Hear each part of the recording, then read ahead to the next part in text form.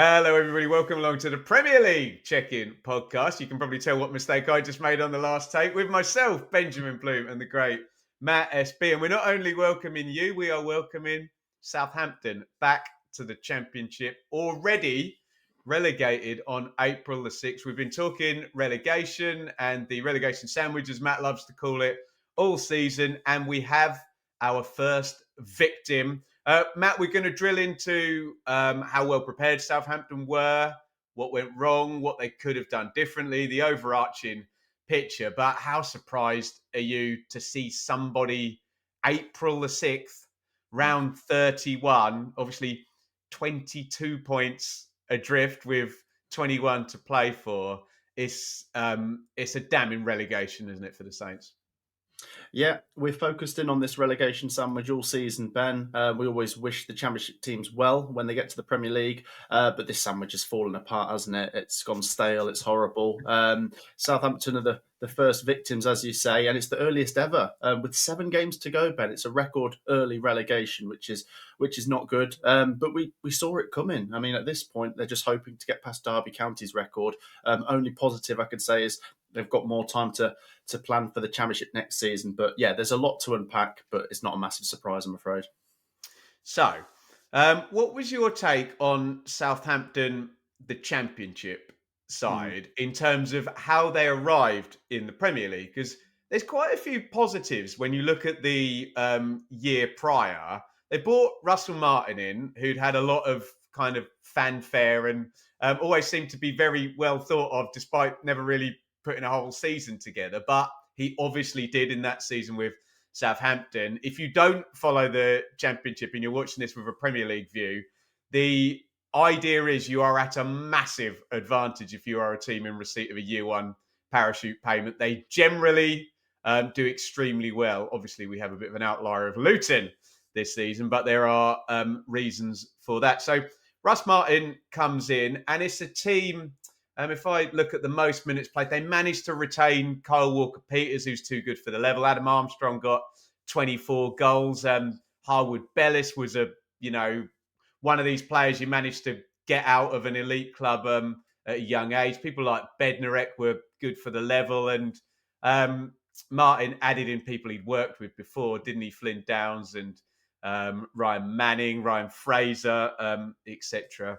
etc. And to be fair to the Saints, it was a bloody hard season to get promoted last season, wasn't it? We had the freak show of Ipswich coming from nowhere to beat 2 parachute teams. And obviously this narrative that the 3 teams that went down were very strong anyway, especially Southampton and Leicester had been up in the Premier League for years and years. And obviously Leeds have commercial revenues to die for and a giant fan base. And we've just seen what their wage bill has been published. So what was your take on the Southampton team that went up? So, as EFL enthusiasts, we knew what Russell Martin was all about going into Southampton. We'd seen him with his style of play at Swansea, and I think at MK Dons had seen him in League One as well, Ben. They like to keep the ball, they like to knock it about. And if it works, if you've got the right team, you could do really well. And that's what he had last season. I don't want to take anything away from Southampton because they did do well. And as you touched on, it was a very tough Championship and they managed to win a very competitive playoffs. The only thing is, maybe this is me with my Coventry hat on, Ben. You've always got this level of envy of these teams coming down with parachute payments, and they will be able to pillage the best players. And if you've got a manager like Russell Martin who knows what he's going to do, if he's at a parachute payment team, he'll get the players he wants to make that oiled machine, a really well-oiled machine, work and tick. And the Saints fans quickly, Matt. Sorry, hold your thought. Will say that Ward-Prowse was sold and Livramento was sold. So they did raise some money, but yeah, your point still stands. Sorry, continue.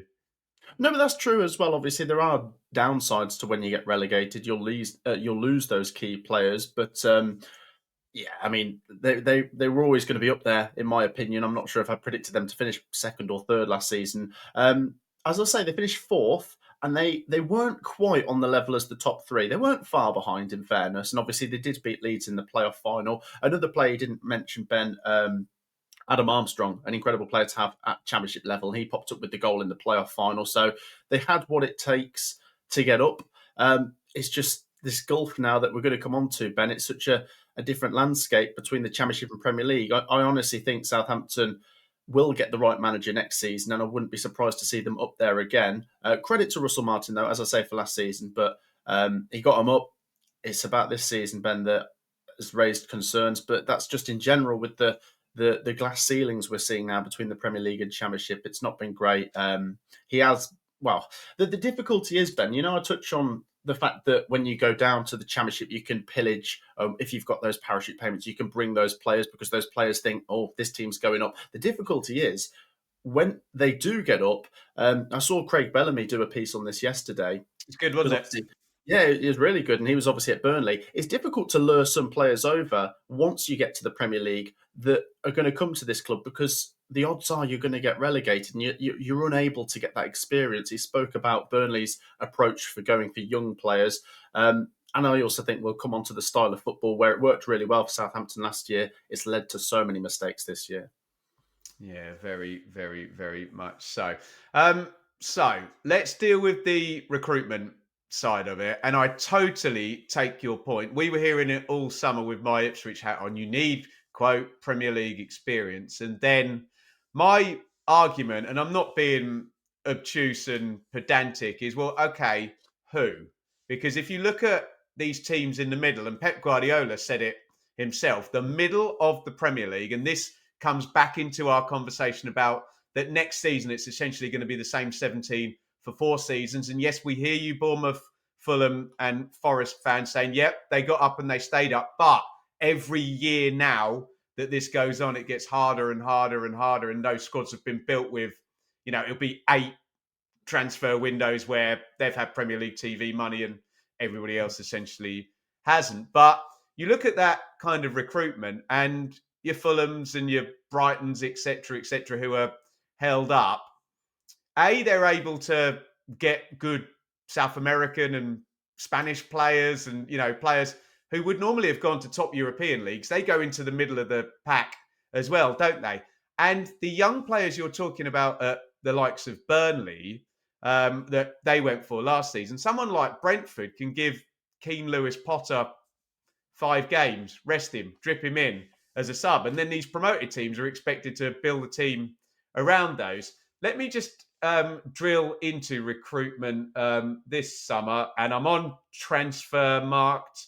So if you want to argue with any numbers or anything I say, send them a strongly worded letter, Matt, or show me the deal memorandum that you've obviously seen that I haven't. Yeah, but Taylor Harwood-Bellis, I mean, he was there last season anyway. Flynn Downs, he was there last season Yeah. anyway. And then the other two kind of big ones were Aaron Ramsdale, which I think is Premier League experience. Yep. Okay, he's been relegated a couple of times, but he was at Arsenal, for God's sakes. Cameron Archer, again, is a classic one you're talking about, Matt, of is a team in the middle going to take him? Not sure. Is he going to bounce about between relegated and parachute teams? Possibly. But my question to you is, if their recruitment was bad, which we may accept it didn't work, who else were they No, going to be able to no, I sign, know. and for what? And the transfer mark number here is 117 million euros spent, Matt. Yeah, exactly. It's too easy. I think you're being ignorant if you just say, yeah, recruitment was bad and that's why they're down. You've got to have a level of understanding with the situation they come up with. I mean, first of all, Ben, you know how I touch on the fact they've been relegated so early gives them that extra time, I suppose, to plan ahead for the Championship. You think back to last season, Ben, because they had to go through the playoffs, it actually gave them a month less time Total than opposite. Great point. Ipswich and Leicester had. So it's difficult as well because you really can't plan ahead. They went into that Leeds United playoff final game as well. I don't think they were favourites. I think Leeds were favourites for that. Obviously, they finished higher in the table. So you can't really plan what you're going to do yet. You can have an idea in mind, but if you lose, you're still in the Championship. As you say, they brought in players that they had last season. I was about to mention Cameron Archer. Aaron Ramsdale's a decent one. I think he wanted game time, so they did well to get him. You touched on if they could have got a Liam Delap, that would have been good. They signed so many, Ben. I mean, there's about 20 names that came through the door. Ben Brereton Diaz didn't really get. He got 10 games. He didn't even get a goal. There's not many names that jump off the page. Lallana for Lallana, experience is great, but you're going to ride him out for 38 games at age 36? exactly that. So that's what Craig Bellamy touched on when we spoke about Burnley just a minute ago, the odd player with a bit of experience might come in, but they're not really at the peak of their powers, are they? But Matt, So yes or no? Let me give you a razor on this one. Can a promoted team, even one who's been in the Premier League for 8 years, sign a player with 100 Premier League appearances within the age range of what, I don't know, 25 to 32 or something? Is that possible? it's not realistic, is it? I suppose it is. It's It is possible. difficult. Yeah, it's difficult, isn't it? And then we have to talk about financial fair play, and you can't go too overboard as well. So the thing is, as well, Ben, I don't want to come across to other Premier League fans that we're whinging, but there is a real problem here that we've addressed a few times, and something needs to be done about it because it does look like, obviously, we're focusing on Southampton, but Ipswich and Leicester are going to be going the same way this season, and they've all come up, and might be the same situation next year with the three that come up this year. And it's very likely we're going to be doing a special on Leicester and Ipswich as we go. And I dare say, with a little few nuances for each, we're going to be stating similar things, Matt, which means there is perhaps a Mhm. overarching problem here. Now, where I think people have got a point is the style of play. And it's almost like we've jumped the shark now, and everyone's talked about process driven football. And now you keep hearing the only thing they can go with, these mainstream pundits, because they can't say the system's broken and the Premier League's Mhm. boring and no one's got a chance. So they say, make yourself more hard to beat, kick it in row Z, learn how to defend, etc., etc. That's the one side, the extreme. Maybe the other extreme is, you mentioned Russ Martin's football, which is very deliberate and methodical, hyper possession, and quite slow as well, Matt. And you know as well as I do, physicality of these Premier League players is different gravy as well in terms of pace and whatnot. So I will accept that with that group of players and that style, they were going to be onto a bit of a loser, and there could have been some kind of tweaking and an adjustment. Do you agree? I think so. Yeah, I think so. We've addressed the style of play quite a few times.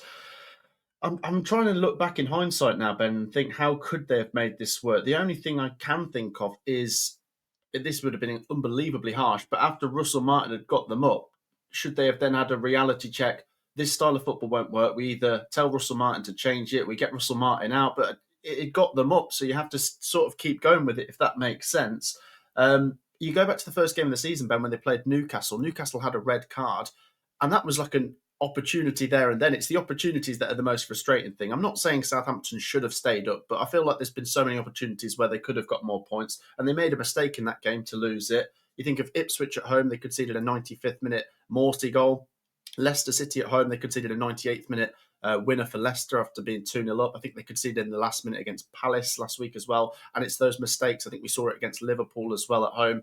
So many mistakes trying to play it out from the back. And it is true that it's hard to do that in the Premier League. But as I say, if they've come up playing that style of football, they are going to try and carry it on. They then obviously twist from Russell Martin and go to Ivan Djuric. But I never knew what Ivan Djuric's style of play was, to be honest, Ben, because we've seen them start games without a striker. We've seen Joe Aribo playing centre back in one or two games. It never felt like there was an identity. At least with Russell Martin, there was an identity. And I thought that if they go down with Russell Martin, he'll bring them back up again. They decided to roll the dice with Juric. They panicked. They went for him thinking, can he keep them up? And I remember you asking me a couple of weeks ago, will he be there at the start of next season? And I said no. I thought this is You're only right. yeah, but I thought it was only going to be a gamble to try and keep them up. I never thought it was a long term solution. So, like I say, the only positive you could spin on this now is the amount of time they've got to plan. We know that Danny Roll, Frank Lampard, those names are going to pop up now. Steve Cooper, who are they going to get for the Championship next season? What's their identity going to be? Are they going to come back up? Probably. Stop it. Just to address the comments telling us that Marcelo Bielsa and Chris Wilder, with unique styles, both had brilliant goes in the first season. That is very true. I would say two things to that, Matt. I would say you cannot ignore, even if it's 5 years ago, how much more difficult it is now with Mm. the drawbridge appearing Oh, to yeah. come up for the 17. And what I'd also say about those two is momentum. that Wilder was won League One with 100 points, finished ninth, got promoted. So they'd been knocking that system out for 3 years and had great momentum. And Bielsa, apart from being a bit of a mad genius, also had the playoff final defeat. And we've said this before on the channel, Matt, about, it's all good holding up Brentford and Brighton, but it's quite hard to lose in the playoffs now and keep building and building and Mm. not be completely pillaged like your club, was after getting so close in the playoff final, Matt. So I would raise those two things in terms of the stylistic thing. What could they have done better in terms of that managerial hire? Because it does look awful, doesn't it? That he just hasn't won any games and Martin knew the players, etc., etc. I mean, you said it yourself. Can you almost make a demand of your manager and say change the style, or do you think he'd just walk out anyway? But why wouldn't you have just tried to get Danny Roll in the middle of the season anyway, and this placeholder? I will concede to the mainstream media, Matt, the style of play thing and the managerial hire, it was just terrible, wasn't it? Could they have done anything different when Russ Martin went? We said at the start of the season, Ben, when they were making mistakes under Russell Martin, we said that we reckon Russell Martin will go down on his sword with his style of play, if And he that did. makes sense. And he did. And I know it's not worked, and people will mention this whenever he gets his next job, but his style of football will get him another decent job soon, and we'll be sure of that, aren't we? But yeah, I mean, like I say, once the style of football doesn't work, I mean, you could say with Danny Roll, was their thinking, because Danny Roll's been linked with Southampton so much over the last sort of 6, 12 months, hasn't he? That maybe they didn't think he was the guy to keep them up. They thought I think Jurich was. there's a release clause issue in there as well, Yeah, from what I understand. Yeah. yeah. That is right. That's come up a few times. Maybe they thought Jurich will use him to see if he can keep us up, and if not, we'll try and go for Danny Roll in the summer. The thing is, we've spoken about before. If you bring in Danny Roll and he can't keep you up, you go into next season on the back of losing 20 games with this new manager. It's a bit. Do you know what I mean? It's a bit Well, that's difficult to true. try. Yeah. Know that the leagues are completely different. I mean, with Ivan Juric, Ben, I say it was a panic, but looking into him, and I didn't know a lot about him, if I'm being honest. I don't follow lots of European divisions, but he'd only been dismissed from Roma the month before. So I don't even know if he knew what he was coming into. Maybe he needed a No. bit more time away. He'd only been at Roma for a few games, didn't get off to a good start, left, and it was like he just wanted to get straight back into a new job. And I think, with this being his first time in the Premier League, it is such a hard league. I'm not trying to say he's naive and he didn't understand what he was getting into, but you get my point. It's so hard down at the bottom, and like I say, I never really knew what his identity was. And they're just on autopilot now, Ben, aren't they? Until the end of the season. I'm not sure if Lallana's been mentioned to possibly see out the season. I'm sure a few names might pop up, but Simon Rusk, I think, is going to take them. I'd imagine he'll just do the end of you'll see it the out. season. Yeah. So, like I say, Um, not a massive surprise because I had them bottom at the start of the season. I'm not sure about yourself, but it's the manner, I suppose, that's made it worse. do you think we're going to start seeing specialists now? Because you're totally right, that this is a very unique thing. This trying to get a promoted team safe, and I know, say Sam Allardyce, he wasn't the guy you went to with a promoted team to get them safe. He was one with an established team that was struggling, and Mm. he would go in there and get them safe. And Tony Pulis, Roy Hodgson, etc., had that reputation.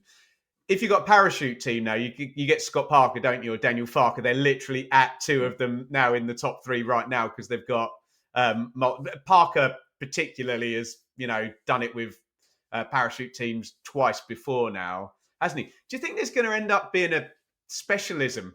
Someone is going to be. I thought it might be Steve Cooper, to be honest, because he did so well with Forest. But do you think there's going to start to become a manager that's just going to be available at the start of every season, and you bring him in if you're a promoted team, and he does 18 months and stabilises you, and away you go? Because I've got a bit of sympathy for my darling Norwich fans here. They tried to explain it to me, and the Sheffield United fans did as well, of what a unique situation this is at the moment for promoted teams. And I don't think the football world at large truly understands, do they? If that's not patronising, but are we going to end up with a specialist managers who just go into these clubs, just, like you say, they fire the manager that's got them up and bring in a specialist right at the start of the season? Yeah, you're right. I mean, you took the manager out of my mouth. I was about to say actually, because you asked me just previously about what could they have done differently. I'd have maybe gone for Steve Cooper. I genuinely, and I get a little bit of criticism from the Leicester fans. I don't know if they might have changed their minds on it now, but I think I'm not to saying they'd have stayed up, but they were certainly more competitive and had an They ability would to have grind lost some fewer results out. games. Yes, they'd have lost fewer games. They might have had a few more draws than defeats. Steve Cooper might have been worth a go. Could he be a manager that just gets you over the line? We saw that with Forest. I mean, also he's very good in the Championship, so maybe that's where his next venture will be. But um, yeah, like we say with Ivan Juric, he just wasn't familiar to the Premier League. It felt like Russell Martin sort of crashed the car. Juric turned up in an ambulance and he's crashed the ambulance. Do you know what I mean? So they haven't got to the hospital. They haven't been saved. I mean, you mentioned Sam Allardyce. Sam Allardyce back in the day, specialist at keeping them up. But I think after, was it Leeds United, his last job? I'm not sure where his next venture will be. I mean, not sure what age he is now, but Sean Dyche, maybe another name that's Yeah, good at true. keeping you up. David Moyes has done amazing, but he's more for Everton, really. I know he done West Ham as well, did great there. I mean, he's a bit above relegation battles, in my opinion. But like you say, yeah, other managers, Scott Parker, brilliant at bringing clubs up. It looks like he'll do 3-3 if he gets Burnley up. I would like to see Scott Parker do well in the Premier League now. We know it didn't work out with And Matt, Bournemouth just or Fulham. quickly, those people with the hard to beat thesis, well, here you go, because it's going to get tested because Burnley haven't lost for 100 years and they don't concede any goals. So Hmm. you're about to get potentially a team comes up for the championship that's very hard to beat. And we will see, Matt, if it works in the Premier League. Exactly, exactly. I honestly really wish those teams that come up next season the best. And I'm almost discounting this season already. I know Ipswich and Leicester are not mathematically relegated yet, but it's so hard. And I know you've got a horse in the race, but I sit here as someone from the outside, a neutral, and even I'm getting so frustrated with this, Ben. We're seeing the same thing happen over and over again. And the thing is, as well, Ben, we had Wolves get off to a poor start, and that was keeping us interested. It meant that Ipswich and Leicester still had a chance. Wolves are now above a point per game. So We, Wolves, we played against Brazil's starting two central midfielders with Ipswich against Wolves, and they didn't even have Cunha playing as well. exactly, that was what we were holding on to. Cunha was out for the Ipswich game, and they've still lost. I know we'll come on to Ipswich another time, but Wolves are on course to probably get 40 points, Ben. This is, I mean, as the tide at the bottom, for the bottom three, should I say, is going down, the tide for 17th is actually going up. So it's doing But this. Joe said on Blue Monday, Matt, there is no 17th. There's just the three promoted teams, and everybody else is way better. Yeah, exactly that. So there might be 1 point between West Ham and Wolves at the end of the season, one position between them. Might be about 15, 20 points between Wolves and Ipswich, and obviously one place between them. So reading into the table without the points is a bit misleading. Yeah, incredibly frustrating. I really liked your analogy last time we were on talking about this situation because you said Nottingham Forest were the last team to run into the castle as the drawbridge went up. When they Yeah. first stayed up, Ben, they stayed up with 38 points. So this season, that actually wouldn't be enough if Wolves do get to 40. So they just did it Mm. in the nick of time. They survived last season, Ben, with, I know they had a points deduction, but it was 32 points.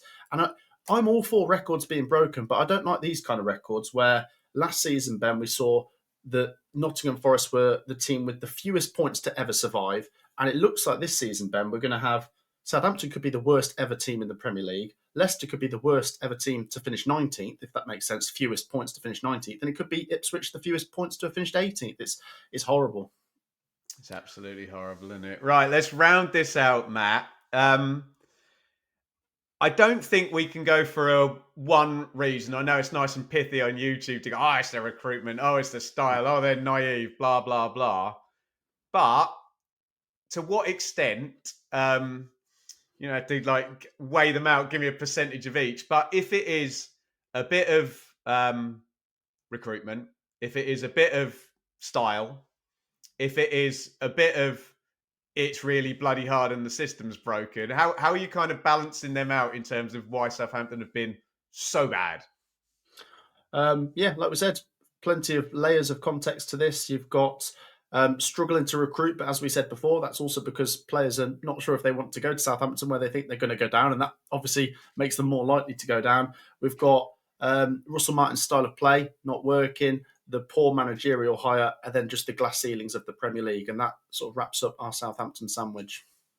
And to your point, those first few layers, you you can't have a bad one of those. Your manager has to be excellent. Your Mm. recruitment has to work, and it'd be interesting when we come on to Ipswich because you can argue some of Ipswich's recruitment has worked in that they've signed young players who have increased in value. I know some will say, well, does that really matter if you're going to get relegated? But that's a good debate to have. But everything has to be on point, and it looks like now you also need somebody else to have 4 managers in the season completely crap the bed, a points deduction or something, just to bring the level of the other 17 down, and you might have one to shoot at. But there you go. I said we wouldn't win, didn't I, Matt? Please get involved in the comments on this Southampton special, which I think as the season goes on is going to turn more into a how broken is this system and what the hell are Leeds, Burnley,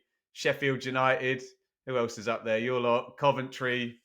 I can't remember the Championship top 6, which isn't a very good plug for my channel, Middlesbrough, is it? Bristol City. Middlesbrough, Yeah. thank you. Bristol City in the top 6 going into tonight's game as well. Get involved in the comments. We've majored on Southampton. We're probably going to have to do the same for Leicester and Ipswich as well in the coming weeks. I will be back on Matt SB's channel tomorrow looking at League One predictions, where, Matt, we might have another team confirmed in the Championship from a different direction. Yes, absolutely. Birmingham City could be promoted tonight, guys, as of the day of recording this. So look out for that. Birmingham City and Southampton meeting in the Championship again. So much to play for, though, in the race for second place and in the playoff race and in the relegation League One sandwich. All that and more to look out for on Matt SB. So please do check out the channel. And guys, a massive thank you for your support once again on the Premier League check-in. I know it's a Southampton special, but if you're a Leeds, a Burnley, a Sheffield United, or an Ipswich or a Leicester fan, get your thoughts in down below as well. It's a really fascinating conversation. Not the most enjoyable one, but let's try and comfort each other. And Matt, even if you're an Everton fan, if you're a Spurs fan, do you understand what we're talking about with this ecosystem nonsense going on beneath your feet where you might not even register? There we go. That has been the Premier League Check-In podcast. We will be back next week. I haven't done my maths yet, but when's it going to be a Leicester special? When's it going to be an Ipswich special? About 2 We'll weeks. see you then.